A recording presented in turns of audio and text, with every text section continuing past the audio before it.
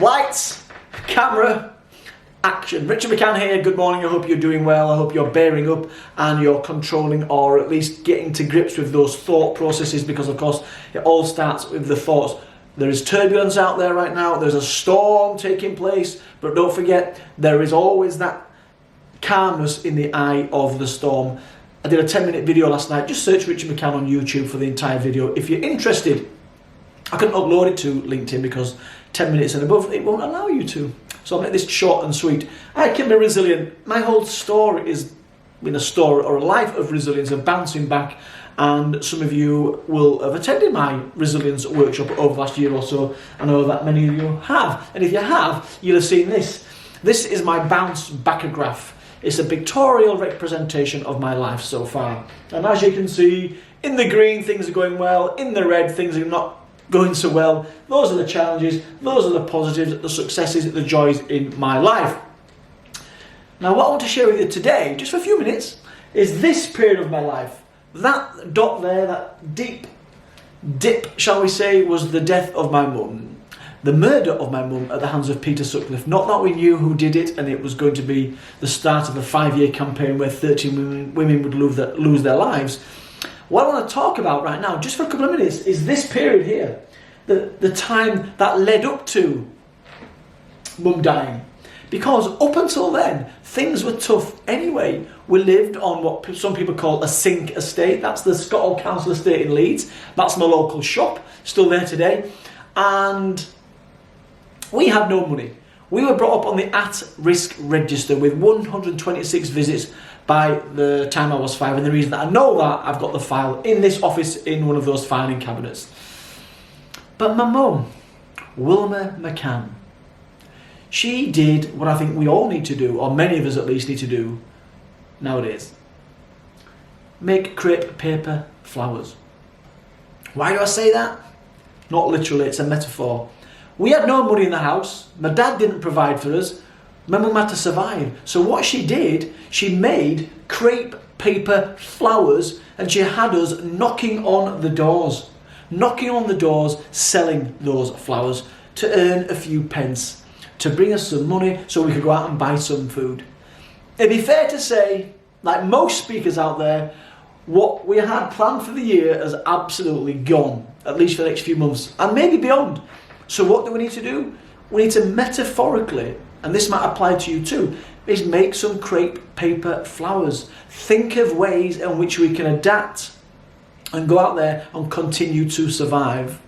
It's about survival now, I think, rather than thriving. Just survival. If you can thrive, then fine. It's about looking after ourselves. So what can I do as a purveyor of content, of wisdom, of inspiration, of adversity, of whatever? I'm now I spend the whole morning looking at what I can do. What crepe paper flowers can I create? I can create digital content. I can do presentation skills digitally. I can code. I secured a client yesterday who wants me to help them speak, and I can do that virtually. I can do that via Zoom. I can help people speak to camera like this. Maybe you're in a leadership position and you've got to inspire or lead the organisation or the team, and you might need to do it virtually. Well, I can help you with that. I've got a couple of books. My Just a Boy, The Boy Grows Up. We've not brought that out on audio. Maybe that's what I need to do. There's various things, there's lots of things that I can do rather than just focusing on how turbulent it is out there. No, where's the crepe paper flowers in your life, in your business, to help you survive what's going on right now? Talking of which, I want to introduce you to Liam. I've just read something in the news right now. I was online, I can't remember, there's lots of stuff coming in from all over the place, where people are going out there and they're supporting local small businesses, cafes and such like, to enable them to continue. That's what it was. Some cafes are selling vouchers that people then can cash in the future once this storm passes. And that's great. So here's Liam. Liam is one of my speakers. It's a man who was going to be speaking at the Icon Live in April. He's now going to do it digitally or virtually. But what I want to share with you is this. That's the Icon Live event that he was going to be speaking at. It's now going to be digital. Liam has got a little studio. So here's me wanting to try and help small businesses. Liam has got a small studio. I recently recorded my latest book on audio, The Just a Man. Took us all day, and he created and he edited it. He took out all the ums and ahs, and I have now got that as a digital product. The reason that I mention that is maybe there are speakers out there, maybe there are other people out there that might benefit from what he's got to offer. Do you need audio recording, mixing or mastering? He's got a studio. I've used it, perfect. And it's not as expensive as some of the bigger studios out there. This is a small business, so I guess what I'm saying here is this: can anybody here support him? Has anybody here got an opportunity for him? Has anybody got an audio book that they might want to record? Has anybody got some digital podcast that they might want to record? Check out Liam, Sycamore Studios. Liam, info@criticalpowers.com. Kikinka, KRITIKAL powers.com. Critical Powers.